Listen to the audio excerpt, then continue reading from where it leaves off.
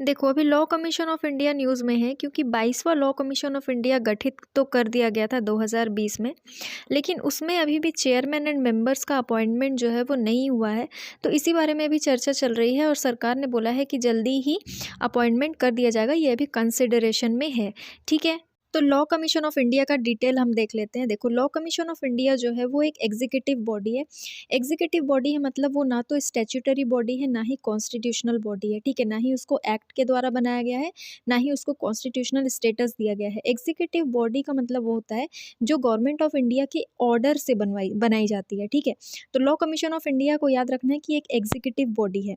इसमें जो फंक्शन है, जो कमीशन के जो मेंबर्स होते हैं और चेयरमैन होते हैं, उनका काम है रिसर्च करना और गवर्नमेंट को एडवाइस देना लीगल रिफॉर्म्स के लिए। जितने भी इंडिया में एक्ट्स हैं, जितने भी तरह के एक्ट्स हैं, जितने भी कानून हैं, उनमें रिसर्च करना, अगर उनमें किसी रिफॉर्म की ज़रूरत है तो उस बारे में गवर्नमेंट को एडवाइस देना, ये उनका काम होता है। इसमें कई सारे लीगल एक्सपर्ट्स होते हैं। रिटायर्ड जज जो होते हैं वो इसके चेयरमैन होते हैं, इसको हेड करते हैं। ठीक है, और कई सारे लीगल एक्सपर्ट्स को इसमें मेंबर के तौर पर लिया जाता है। जो पहला लॉ कमीशन था, अगर इंडिपेंडेंस से पहले की यानी 1947 से पहले की बात करें तो पहला लॉ कमीशन बना था 1834 में। ठीक है, 1833 के चार्टर एक्ट से बनाया गया था इसको। 1834 में इस्टेब्लिश किया गया था ब्रिटिश गवर्नमेंट के द्वारा, जिसमें चेयरमैन बनाए गए थे लॉर्ड मैकॉले को। ठीक है, लॉर्ड मैकॉले इसके पहले चेयरमैन थे। अगर आपसे पूछा जाए कि इंडिपेंडेंस से पहले कौन चेयरमैन थे तो लॉर्ड मैकॉले थे। ठीक है, फर्स्ट चेयरमैन। इसके बाद लॉ कमीशन ऑफ इंडिया ने बहुत सारे रिकमेंडेशंस दिए, जिनमें से first law commission of India ने आईपीसी के बारे में रिकमेंड किया। ठीक है, इंडियन पिनल कोड के बारे में रिकमेंडेशन दिया।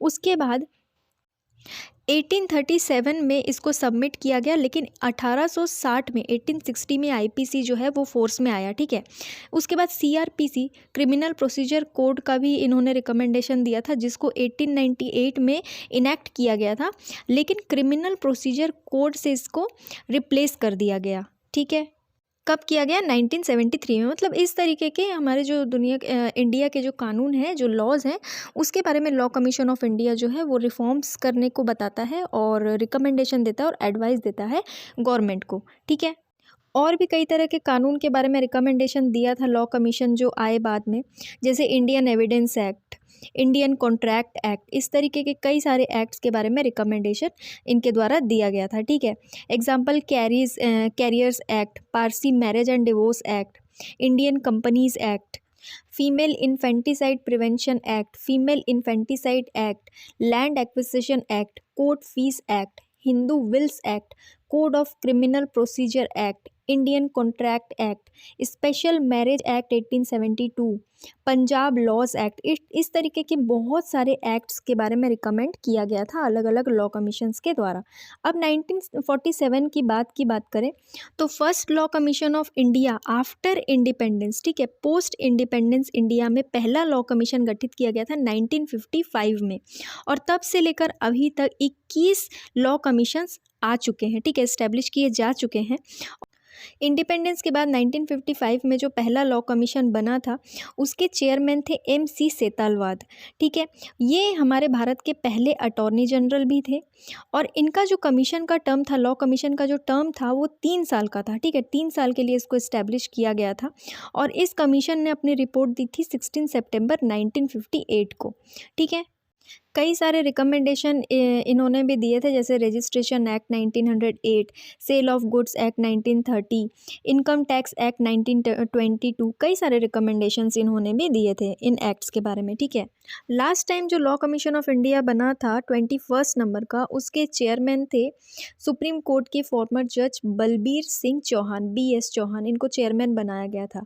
जैसा कि मैंने आपको पहले ही बताया था कि रिटायर्ड जज को चेयरमैन बनाया जाता है। ठीक है, तो देखो, जो 21 लॉ कमीशन ऑफ इंडिया था वो 2018 तक उसका टर्म था और लॉ कमीशन ऑफ इंडिया 21 वाला 2018 में ख़त्म हो गया था। ठीक है, अब बनाना था 22वां लॉ कमीशन ऑफ इंडिया, जो कि 2018 से 20 तक नहीं बन पाया था। फरवरी 2020 में 22nd law commission of India का गठन किया गया, लेकिन अभी तक इसका ना तो मेंबर डिसाइड किया गया है, ना ही चेयरमैन डिसाइड किया गया है कि कौन बनेगा। तो अभी तक जो लॉ कमीशन ऑफ इंडिया है वो फोर्स में नहीं आई है 22nd वाली, ठीक है। तो आपको ये याद रखना है, क्योंकि अभी अभी इस बारे में डिस्कशन हुआ है जिसमें ये कहा गया है कि 22nd law commission of India के जो चेयरमैन है और जो मेंबर्स हैं उनके अपॉइंटमेंट को अभी कंसिडरेशन में रखा गया है, जल्द ही अपॉइंटमेंट हो जाएगी, ठीक है। इसीलिए ये लॉ कमीशन ऑफ इंडिया जो है वो न्यूज़ में रहा है।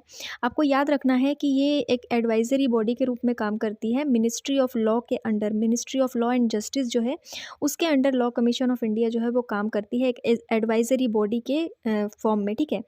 तो ये आपको समझ में आ गया होगा लॉ कमीशन ऑफ इंडिया क्या होती है, किस तरीके से काम करती है, क्या काम होता है। फिर भी अगर इस टॉपिक से रिलेटेड कोई भी डाउट या कन्फ्यूजन आपको हो तो आप मुझे कमेंट में पूछ सकते हैं। आज के लिए इतना ही। Thank you.